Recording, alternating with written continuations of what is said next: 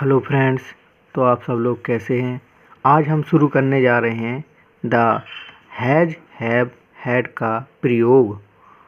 तो साधारण भाषा में पहले हम समझेंगे और इससे आसान कहीं नहीं समझाया जाएगा, गारंटी है। हैव का अर्थ है रखना या पास होना, यानी कि जो हैज़ का प्रयोग जहाँ हम करते हैं वहाँ पर रखना या पाया होना पाया जाता है। जैसे कोई चीज़ हम किसी के पास है तो उस जगह पर हम हैज़ हैव हैड का प्रयोग करते हैं। अब इसका आगे लिखा है कि जब क्रिया का अर्थ किसी वस्तु पर अधिकार रखना हो तो इस अर्थ में यह मुख्य क्रिया होती है। जब अधिकार कोई वस्तु के कहता है कोई कि ये मेरी है तो वहाँ पर मेन वर्ब का कार्य करता है हैज़ हैव हैड।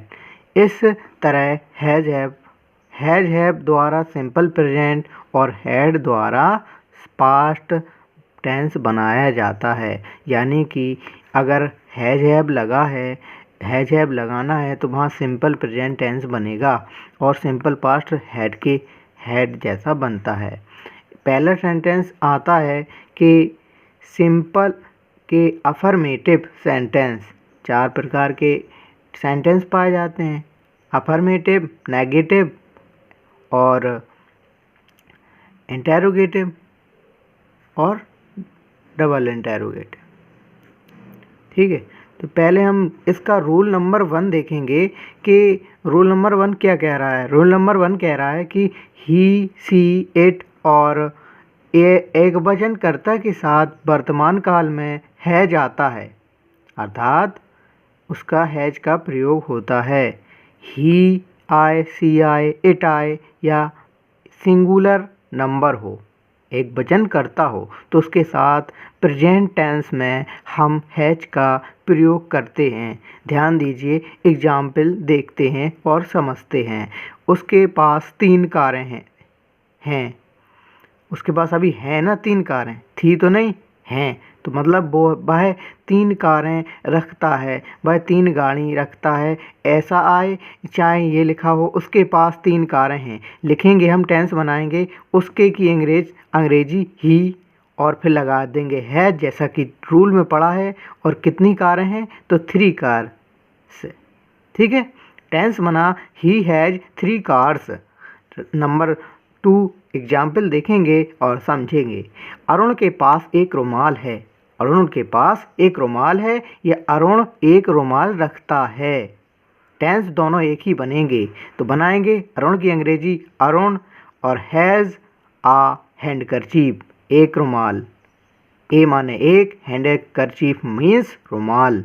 तो अरुण एक रुमाल रखता है या अरुण के पास एक रुमाल है। Arun has a handkerchief. Rule number 2 समझेंगे हम कि आई, वी, यू, दे या प्लूरल नंबर बहुवचनकर्ता के साथ हम हैज का प्रयोग करते हैं।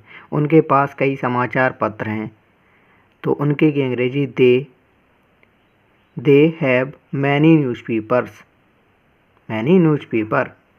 उनके पास कई समाचार पत्र हैं। यह प्लूरल नंबर है इसलिए इसकी जगह पर हैव लगाया, हैज नहीं लगाएंगे। हमारे पास 3 ऊँट हैं। We have 3 camels. मेरे पास एक घड़ी है। आई हैव अ वॉच, या मैं एक घड़ी रखता हूँ। दोनों बात एक ही है। इसके बाद आगे चलते हैं तो आगे है कि मोहन के पास 2 कारें थीं।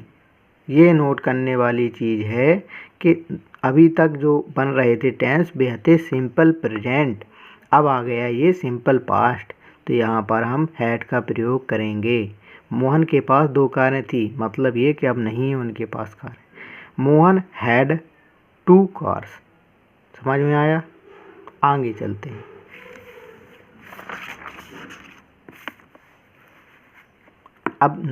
अब दूसरा सेंटेंस पढ़ेंगे, नेगेटिव सेंटेंस। इसका फॉर्मूला होता है subject plus helping verb plus not और अदर वर्ड। पहले हम सब्जेक्ट रखेंगे, फिर सहायक क्रिया लगाएंगे, फिर नॉट, फिर अदर वर्ड।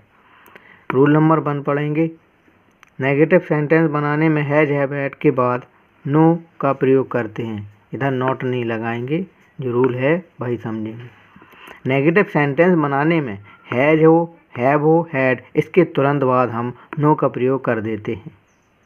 और एक दूसरा है, यदि वाक्य में 2, 3, 4 यानी नंबर आए, संख्या आए, तो मच मैनी आए तो हम उसकी जगह हैज़ नॉट का प्रयोग करते हैं, हैव नॉट का प्रयोग करते हैं, हैड नॉट का प्रयोग करते हैं।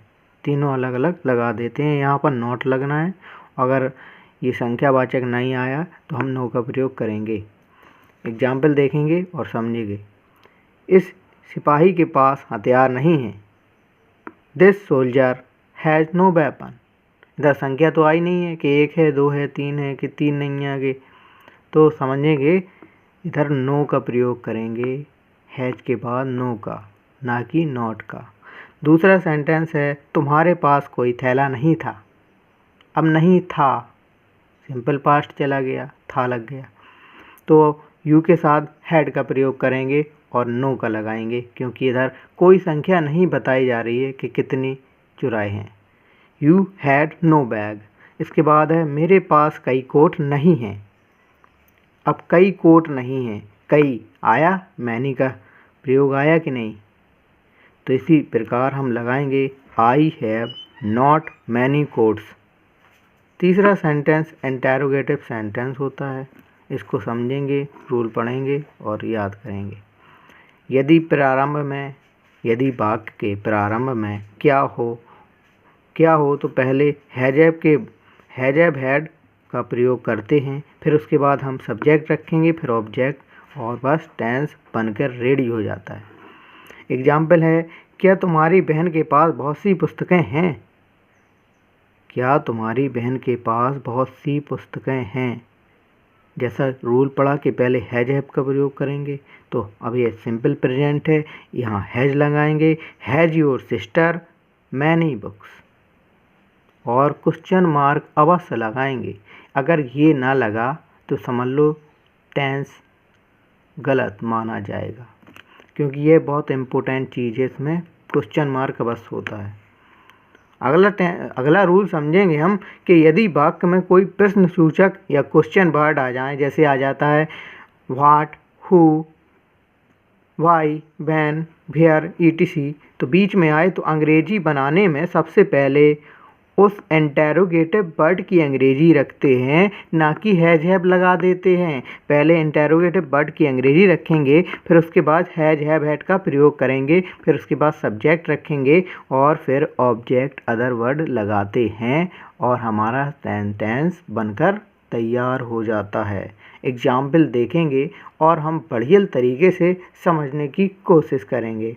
तुम्हारे पास 7 पुस्तकें क्यों हैं? बीच में इंटेरोगेटिव वर्ड क्यों आया, मतलब भाई आया, तो हम पहले भाई की अंग्रेजी रखेंगे भाई, फिर हैव, फिर यू, 7 बुक्स। यू क्यों आया? तुम्हारे की अंग्रेजी यू है, 7 बुक्स है, 7 किताबें क्यों हैं? 7 books. Why have you 7 books. समझने की कोशिश करिएगा, और कल हम आगे बढ़ेंगे और इसके आगे की जो और रूल हैं उन्हें समझने की कोशिश करेंगे। और हमारी वीडियो देखने के लिए आपका बहुत बहुत धन्यवाद। चलते हैं।